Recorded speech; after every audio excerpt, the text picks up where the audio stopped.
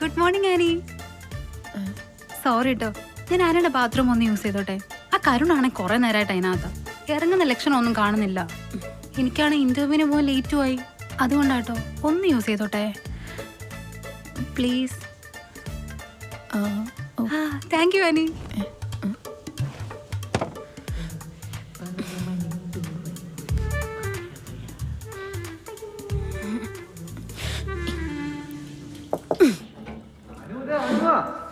അനു അല്ല, ആനിയാണ്. ആനി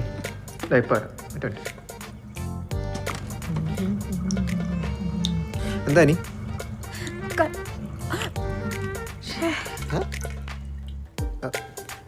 ഇയാളത് തിരിഞ്ഞിരിക്കുന്ന ചുമ്മാ ആളെ ഓക്കോടൊക്കെ കാര്യം പറഞ്ഞു. അല്ല, കരുൺ പോയി ഷർട്ട് ഇട്ടിട്ട് വാ.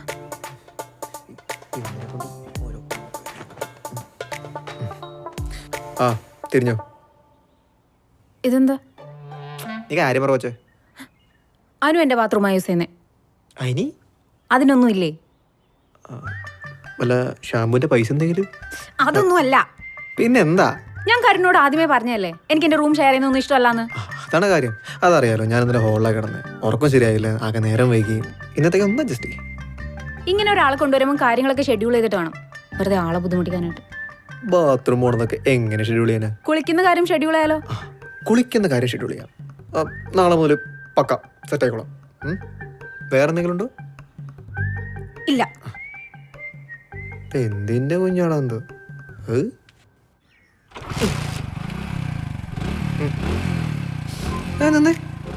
പെർഫ്യൂം അവളുടെ ആണോ?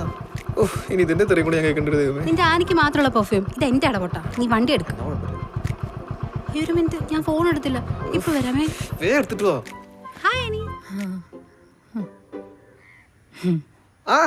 ഇത് നേരത്തെ ആണല്ലോ. വിസയുടെ കാര്യം ഒന്ന് ശരിയാക്കാൻ ഇറങ്ങിയതാ. എന്തിനു ധൃതി പിടിച്ചിട്ട്? 2 ദിവസം മുമ്പ് റിസൾട്ട് വന്ന്. അതെ, ഞാനെന്തായാലും ഒറ്റയ്ക്കല്ലേ പോകുന്നേ, പിന്നെ വെറുതെ ടൈം കളയണ്ടല്ലോ എന്ന് ഓർത്തിട്ടാ. ഓ അത് ശരിയാ.